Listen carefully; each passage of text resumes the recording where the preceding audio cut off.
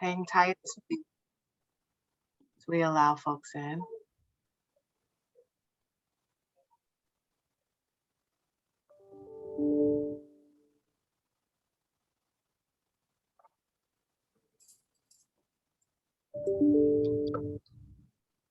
All right, are we ready to start?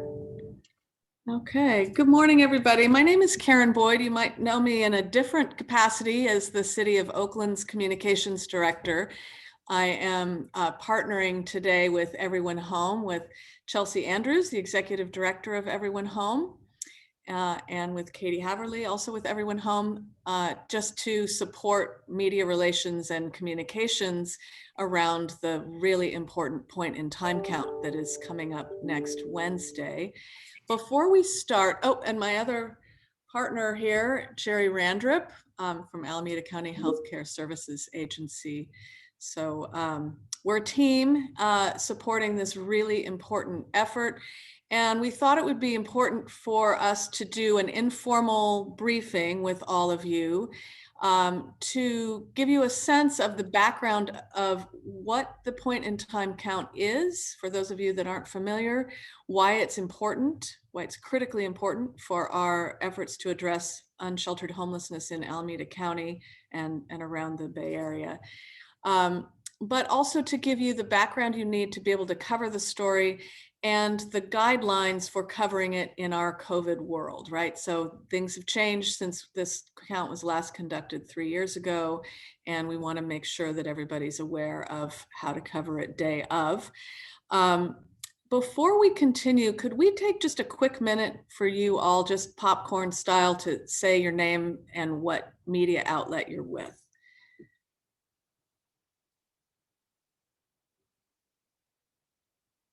You want to start, Michael? Your camera's Yeah. Michael Singer with East Bay Publishing, San Leandro Times, Castro Valley Forum.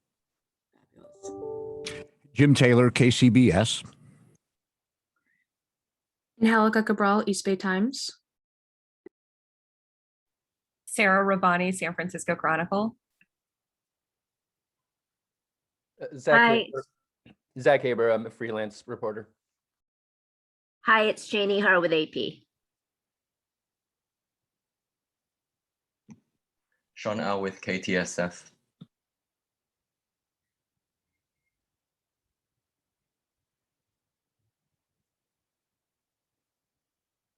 Looks like we've got NBC Bay Area. Natalie with the Oakland side. Sabrina with Oakland North. I'm Supriya with Berkeley side. Great. Anyone else? Okay, terrific. So I'm going to go ahead and just get us started here. Chelsea Andrews is the somewhat new director of Everyone Home, which is a nonprofit. And Chelsea, you want to give a little bit of background on Everyone Home? Absolutely. And first of all, thank you all so much for being here and for covering this important event that takes place in our community. My name is Chelsea Andrews. I'm the Executive Director for Everyone Home. Everyone Home is a collective impact initiative in Alameda County. We bring together key stakeholders, the county, the 14 cities, nonprofit providers, advocates, most importantly, individuals with lived experience, to all come together to focus in on how we can end and prevent homelessness in our county. We also serve as the HUD designated continuum of care. And so that technical term that requires that we conduct this point in time count in many of the other HUD required activities. And so thanks again. I think Karen and I will be doing a little back and forth trying to anticipate what some of your questions are today. I just want to encourage your coverage of this issue and thank you, because many of you already have in the past been a partner with us in raising these issues to the public. And if I can just one more bit of background, thank you, Chelsea. We want this to be information that you can use in your reporting. I know that Katie sent you a lot of details and fact sheets and so forth that can inform your reporting. We'll answer questions. But the purpose of today is not so much an on-the-record interview, but really to provide background. So if we could agree for this to be on background, feel free to use any of the information that's presented to you today. If you need a quote from Chelsea, we can talk about an official quote. And of course, the day of the count, we'll talk about elected officials' availability and so forth. So let's just start. Chelsea, can you talk about why this is important? What does this mean? Absolutely. And so the point in time count is actually something that the U.S. Department of Housing and Urban Development requires for continuums of care across the country to conduct at a bare minimum every other year. But it is an opportunity for the federal government and for local municipal locations to determine how many people are experiencing shelter at any one time a year. And so in our community, it's typically conducted every 2 years. The last count would have taken place in 2019, but the count allows us to really understand how many people are experiencing unsheltered and sheltered homelessness. It allows us to determine how we should align resources, what the demographics are of those individuals experiencing it, really get a good sense of how we need to approach this crisis. And can you talk about how it's conducted and a little bit about why we're playing catch up a little bit from the usual 2-year count cycle? Yes, and so important to note, the last PIC count was scheduled to occur, as you all know, last year. However, because of the pandemic and it was pre-vaccination at that time, prior to the vaccination rollout, there was a determination that we should postpone. Many cities across the country, and in fact in California, chose to postpone the count, and HUD allowed that. And so you can imagine that since the last time we've conducted this count and really wanting to understand what the initial impact of COVID has been on our community, in our community, it's important. This is a very important count. There are, of course, a lot of changes this year, and we'll talk about those changes just to ensure that we count as many people as we can, but also that we do that safely.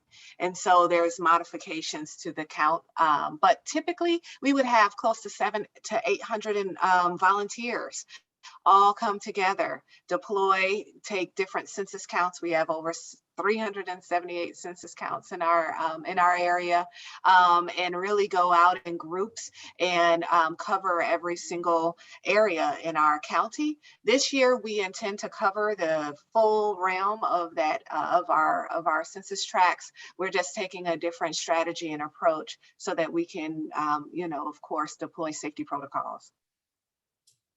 Great. And how does this data get used? Can you give a little bit of a detail about what what's the outcome of the data? Right. And so the outcome of the data, it's one, we have to provide this information to HUD so that they can determine how much federal funding comes to different areas. The data also, of course, is utilized by other funders. So state funding, county funding, cities, of course, look at their local data statistics to determine how best to allocate resources, making decisions in regards to investment in shelter, investment in permanent supportive housing, long-term housing solutions, but ultimately really having an ability to make data-informed decisions on investments. And what do we think the limitations of that data are, or limitations of the count? Right. And so there's many limitations that you can imagine. The first is despite all of our best efforts, there are going to be individuals who are not counted because of just the sheer nature of going out at this one time, trying to locate as many people as we can. So there's difficulty, there's a gap in terms of people that we did not catch or who might have been in one place and moved to another when we got there. There's also limitations with certain populations. So you can imagine individuals in RVs and in vehicles. We're having to utilize some data methodology to determine what we think is the multiplier, how many people are probably in a vehicle at any given time. And then there's certain populations that are really hard to show up in this count, because if they're couch surfing, they're not considered homeless according to the HUD definition, and they're inside for one night, and we're not able to count those individuals. Some other populations that are sometimes difficult include families and some of our youth. So we're really trying to deploy some creative approaches this year to get to some of these populations that we've had challenges with counting in the past. And of course, everybody wants to know, are we going to have all the data tomorrow or the day after the count? When are we going to get the data? Right. You talk about that a little bit. Absolutely. And so HUD has a time frame in which we have to provide the data. And after that time frame, of course, we have to go through and verify what we have in our system, because we're reflecting not just the unsheltered count, but also our sheltered populations. The expected time frame is that we should have this information available in the beginning of the summer of 2022. So a few months after we conduct this count is when we should expect to have the data. And I do want to just also indicate, I know that in prior years, we've been able to have a press conference at the time that we were conducting this count. Of course, this is the alternative, just trying to make sure you all have the information. But our hope and expectation is that by the time the data is available, we would conduct will likely be virtual, but we would conduct a press conference so that you all will have an opportunity to get the data all at the same time and to understand the impact of what we witnessed and what we know. Terrific. Anything more you want to add about the day of? I've got some, I'm going to walk through what the guidelines are for reporters in day of. Anything more you want to add? Yeah, I do. And I know that, and I appreciate you, Karen, kind of helping to walk me through, just making sure I cover the bases here. But the key thing I want to just emphasize is the importance of this count, and also the importance of having a level of sensitivity around this issue. And so we have more neighbors unsheltered than ever before. As you report on this issue, we just ask you to take privacy into consideration. There are people who are going to work every day and who, of course, have families and friends who might not even know that they're suffering in crises right now.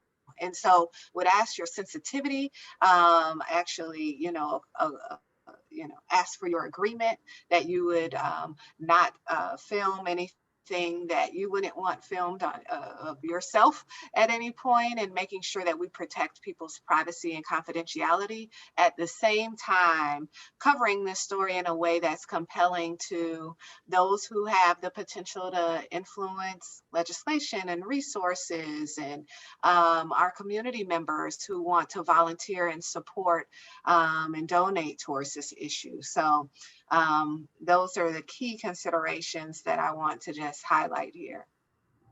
Great.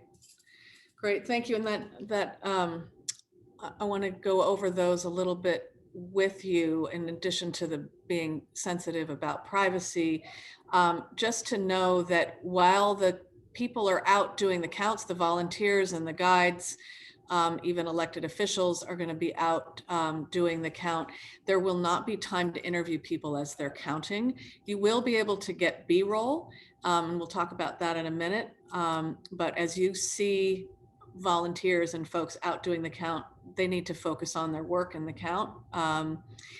There are going to be pit stops, the point in time pit stops. There are 5 throughout the county. The information that Katie sent out today has the locations, and those are going to be set up for volunteers to come back and get a little thank you, pastry, coffee, gather in small groups. It'll be grab and go. We're still, being very mindful about COVID, but we may have opportunities for electeds to meet back at those locations too, and we'll need to confirm as we go, but that's the intent, is that we may have a place where you could interview volunteers afterwards. So the other thing Chelsea mentioned, please don't photograph or video people on the street in a way that their location can be identified. So with street signs in the background, anything that would violate their confidentiality or privacy. You can take pictures from a distance where the landmarks or street locations are not clearly identified, or film people from behind or silhouetted so that their facial features aren't identified. We know that you're going to have questions day of. I am willing to be for Oakland a point of contact. I know that when we did this 3 years ago, I had reporters say, at 7 a.m., where are you at this moment? And I said, oh, I'm at 8th and Campbell. Right? And so, but we'll need to arrange that in advance. So if you've got an interest in that, let's talk about that. I also know there's been interest in talking to the guides who are experiencing unsheltered homelessness for their sort of first person view. We'd like to accommodate that. We want to be able to arrange that. We're going to have to wait and see how many guides we have that are willing to do that and the logistics. So if you are interested in that, again, if you could contact Katie and copy me and Jerry Randrup, we'll be tag teaming that across the county. That's okay, Katie and Jerry. Let us know that you have that request and we'll see what we can do to accommodate that. Not everybody who's experiencing homelessness is also, ready to share that story more publicly. So we want to be sensitive to that. So I think that covers the logistics in the background. Anything that I missed, Sherry or Katie, Chelsea? I guess one of the things I do want to highlight, and I see that, Michael, your hand's up, but I do want to give some context in terms of how we are approaching it different this year. So I know I mentioned there was 700 to 800 volunteers typically. This year, we're definitely having to reduce that almost by half, if not less. We're approaching it where we have small pods. A guide is paired with a nonprofit provider that is comfortable and knows that guide. And is going out in small groups of 2 to 3 to cover these different census tracts. We're using our nonprofit providers and leaning very heavily on both the city staff and the county staff, as well as our nonprofit providers, to help us target and make sure that we're covering every area that we need to. And the staff, the volunteers, the people who have signed up have been tremendous. And so I'd be remiss if I don't pause and just acknowledge that there are people who are going above and beyond, really, just so that we can get this count right, and are working around the clock. And so want to just really highlight that, and also indicate that, of course, we're having to make these modifications so that we're safe, but we're doing it in a way that we ensure that we're getting the accurate count that we know that we need to demonstrate this crisis in our community. So just wanted to acknowledge that. And then Michael, I see your hand is up. Uh-oh, you're on mute. Such is the times. So just wanted to 3 quick questions. Number 1 is, are there any category changes that you're anticipating between your 2019 report and this particular report? Number 1. Number 2, have you considered breaking out or can I get data, because unincorporated can get very diverse. Cherryland is not Castro Valley, and such and so forth. So that's the second question. And third, I don't recall if you guys give out the raw data or do you just give out summary reports and executive brief on your final? All right, I'm going to call on Katie to assist with these questions. She's leading it on behalf of everyone home. I could give you the details there. Yes, thanks, Michael. Can everyone hear me okay? Great. So this year, there's going to be a little bit of a different approach with the release of the data in that every city and the unincorporated county is going to be receiving a infographic report free from everyone home that will include the sheltered and unsheltered count data. That data will be released first before the much more comprehensive full reports that will be released after that. Our expectation is that the count summary reports will be released to jurisdictions early summer and midsummer. The full reports with the full survey data will be released midsummer. So there will be much more city and jurisdictional specific data available for planning decision making for our communities. And that was feedback that we received from a lot of cities that they wanted that data. They wanted it much sooner. And so we're excited to be able to offer that. As far as the unincorporated data, everyone home will be receiving a raw data file of all of the data collected for the point in time count. We will have the capacity and the ability to run analyses by city and jurisdiction. So there will be specific, if there's specific questions and asks that are not available in the reports, we want to be able to support those analyses. There is going to be a number of additional analyses this year in the reports that are going to disaggregate data by race and ethnicity, so we can center race equity in our work this year.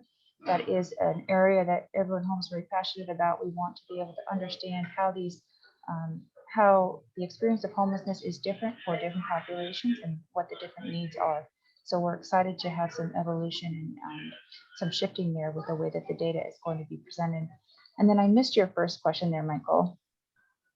The first question was essentially, are there any category changes? You indicate here additional analysis on more race and ethnicity. How granular are you getting? Well, we're going to be able to, with any survey question on our survey, we'll be able to analyze by race and ethnicity. So any indicator on our survey, which we collaborated with the community largely on to ensure we were asking the right questions, we'll be able to do that. One of the issues with race and ethnicity data for the unsheltered count is that you cannot attribute and visually observe someone's race or ethnicity and be confident about what that is. So we will not have race ethnicity data available for the unsheltered count. We will have it available for the sheltered count, which are programs that have enrolled participants that night of the count that are staying in those shelters and have their demographic information entered into the HMIS data system. So there is some race ethnicity data available for sheltered programs and then some available for the survey data that we'll be collecting with about 10% of sheltered and unsheltered individuals experiencing homelessness. Katie, can you also add a little context in terms of the additional survey questions we've added this year, particularly focusing in on trying to understand returns to homelessness and economic considerations?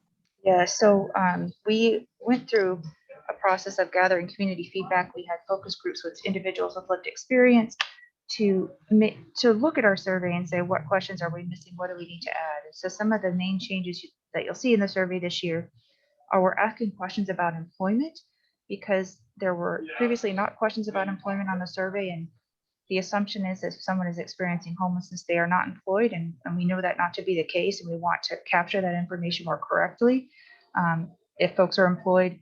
And then if they aren't, what are the reasons why? What are the barriers that they're experiencing to employment? And what are the needs there around workforce development? We're also asking more specific questions around what could have prevented your homelessness? What could have helped to ensure that you did not move into this space? What are the resources that you needed? We're also asking there's some more nuances in the way that some questions are being asked to be more sensitive to gender identity, to sexual identity, to how we ask questions about criminal justice. So we're trying to evolve the language in the survey to be more sensitive to the individuals that will be responding, so that they feel safe and can be honest with the surveyor that is working with them. So those are some of the major changes that we're looking at this year.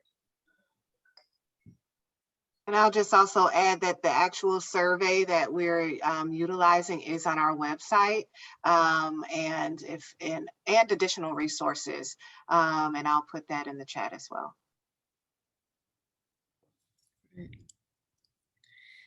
I'd like to open it up now to, well, we've started your questions with Michael. Are there other questions that arise?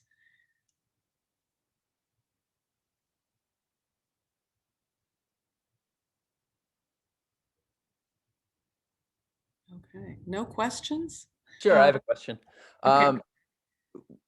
Maybe you already covered this, but there was you talked a little bit about how there had to be a different strategy with counting. One thing that stuck out was lowering the volunteers. You also mentioned creative approaches. I think you all covered that with the thing that Katie, you just said. But a lot of that I think had to do with like getting more data on like how people return to homelessness, like limitations in terms of like race, in terms of unsheltered populations. I guess one question with that is like, is that different? Like before, was there determinations that were made on unsheltered populations in regards to race, and now that's not being done? That's one quick question, and then I have one more question. I can answer that quickly. In previous, and I don't have it in front of me, but I think years ago, it was allowable by HUD to make an assumption about someone's race or ethnicity by visually observing them. But of course, that is not appropriate at this moment in time to make those assumptions based on how someone looks. So that is not an allowable to, as far as I'm saying, I can double check on that so I can give you the history on that. But as far as our community, we did not want to make assumptions by visually observing what someone's background was. So that's where that's coming from. Yeah, that totally makes sense to me. I just wanted to see if that was a new thing, or if that was or not. So there is that, and then there also you talked about like creative approaches. Is there anything like in these creative approaches that like you all feel like will increase like the accuracy of this count, or is it just the stuff that you already referred to in terms of like the total number? I can jump in if that's okay.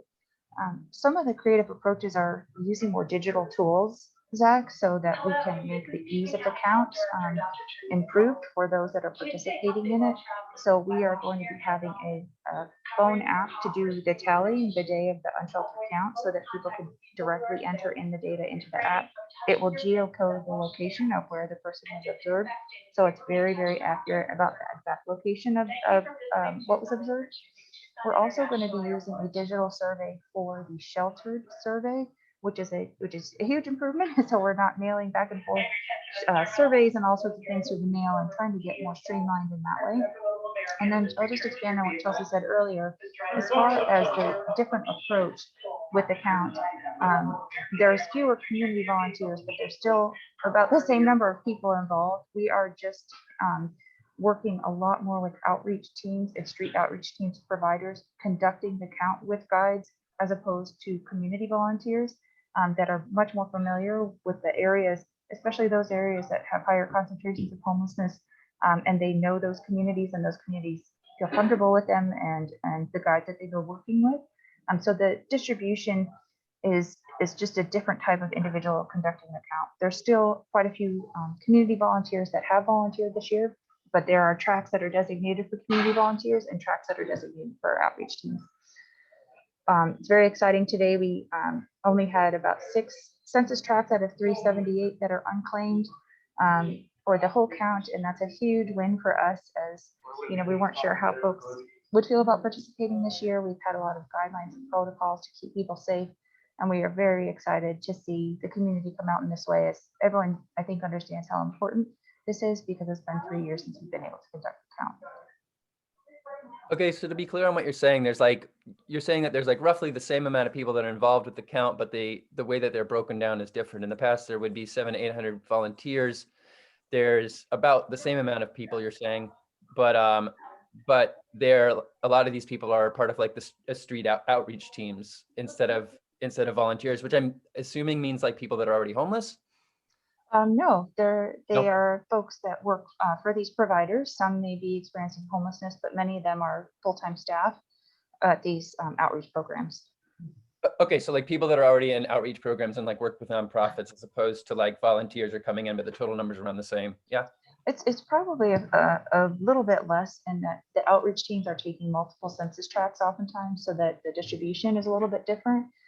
So overall, the total number of folks involved might be a little bit less, but it's just a larger reliance this year on outreach teams than community volunteers. Okay. Does that make sense? It does. Do you know like how many people in general are involved when you say a little bit less, or do you not have those specific numbers? I don't have them in front of me, but I know it's probably around 250 community volunteers. But I don't want to speak right now because we're still tallying all these numbers, but we'll know more about that after the count is done. Everything's in flux right now, but we'll know more when it's done. Okay, so I sorry to be just a little bit more. So like 250 community volunteers, and then on top of that, like outreach workers and the nonprofits, or was that the number for the nonprofits? No, that's just the community volunteers. So, and 250 is a guess. I don't want you to write that down as the exact number because I don't have that number right now. But I would say probably 1/3 community volunteers, 2/3 outreach workers is more of the mix. Outreach workers and guides. All right, thanks. That makes sense. Yeah, that makes sense. Thank you. Great, thanks. Other questions? Yeah, hey, maybe I missed this, but in terms of the logistics of covering the actual count itself, is the idea that reporters can go out and scout folks who are engaged in this, or should we formally sign up to be part of a group? How does that work? Yeah, so Katie, do you want to start that response and then I'll jump in? Yes, and Natalie, I know we've been in contact about your interest here.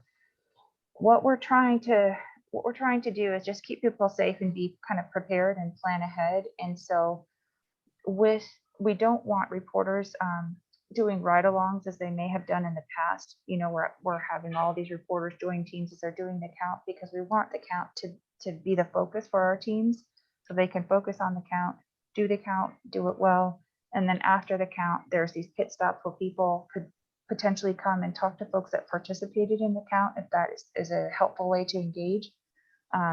If you have a specific need and have a specific area that you would like to go, or that you'd like to talk to someone, you're on my list, Natalie, to try and figure this out. Part of the problem is with the guides, there's fewer guides this year, and there's still so much coordination going on that we don't want to overtax our community and our outreach teams that are working so hard to make this happen right now, to coordinate these interviews. So we're going to do our best to kind of make this happen. But the best I can say right now is, if you can just let me know, and I'll put my email in the chat, that you want to report on this issue day of. We're going to have folks hopefully in different regions that can help coordinate and say, here's an area if you want to get some B-roll, here's a team doing the count here. But we just don't want folks interrupting those that are actually doing the count. Okay. Does that make sense? Yeah, I'll follow up with you about that. Okay. I see a question in the chat before we go to you, Michael. Are there other folks that have not yet spoken or asked a question? Hey there. Jim Taylor from KCBS. I know you said that this is for background. I'm recording this as I guess you are, and I'm hoping to come up with a sound bite here. So far, it's pretty much inside baseball, though, and so I'd really like one of you, or both of you, or all of you, to kind of take us through it. Can you paint a picture of what this is like for maybe the guide, the volunteer, the person, maybe for the homeless individual? Can you paint a picture of what it's like to ask the question, get the data, and come back? And Katie, if you're going to talk here, I'd really like to ask you to take the mask off so that we get a clearer vocal representation. Thanks, guys. Appreciate it.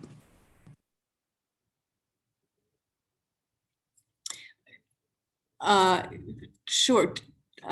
Chelsea, to put you on the spot, do you want to give just a quick summary of what, 30-second, couple sentences, here's what it's like for radio? I think Katie probably needs to keep her mask on, so. I agree. And so, of course, again, thanks for asking and covering this issue. We will have a press release event, a press conference once the data is out, and that's when you'll have an opportunity to get quotes and sound bites from everyone who participated. But just to give some insight, this is an event where we are surrounded by people who care about our community, who care about those who are unsheltered, and who are going to take every step possible to ensure that everyone counts. And so it's an event where we come together, where we are able to acknowledge that we have neighbors who are unsheltered,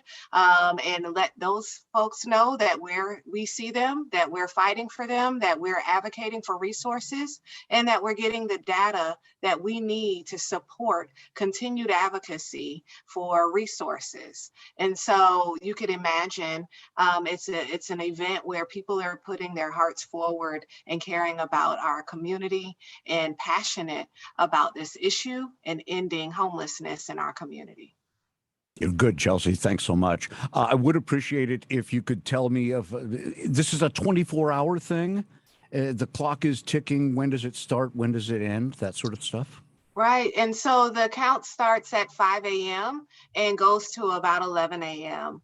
The concept is that you're trying to capture as many people as you can during the time frame in which they would probably either be resting or not moving around so much. And so it's a designated time frame that we conduct the count. But then there is an evening count that takes place for our youth. And so that also takes place the evening of the count, where we go out and intentionally look for our youth that are experiencing homelessness.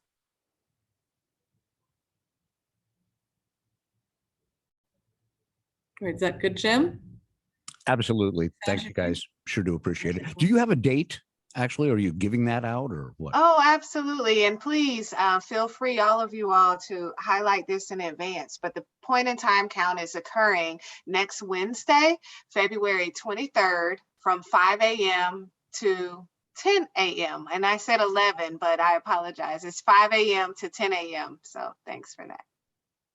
Our pit stops go till 11. Yes. That's the 11 o'clock number. Great. So Michael's asking how deep into the areas the outreach and community workers are going to go. Are there camps in the woods? And are we tracking migrations? I can speak to this. So the intent, Michael, is to cover every single census tract in the county. So each team is tasked with covering that tract. Those areas that have like hilly areas or wooded areas, or the expectation is that folks will not be hiking through those areas to cover every inch, but there is some pre-planning work that is done to try and understand, and this is where a lot of the outreach teams come in these regions, do you know of spaces and places where folks tend to congregate and live outdoors that we should make sure that we cover in that census tract for that team? So there's so much planning work that has been going on with city coordinators and outreach teams to better understand where people are, to make sure that the day of the count, those places are visited to ensure that those people count. So that's one of the benefits of including outreach teams more in this process, is they have, and the guides in this process is they know those places, like around the corner, down the valley, here is where folks tend to congregate. So make sure to move through those spaces. Great. Well, I'm cognizant that we're a bit over on time. Are there any other final questions?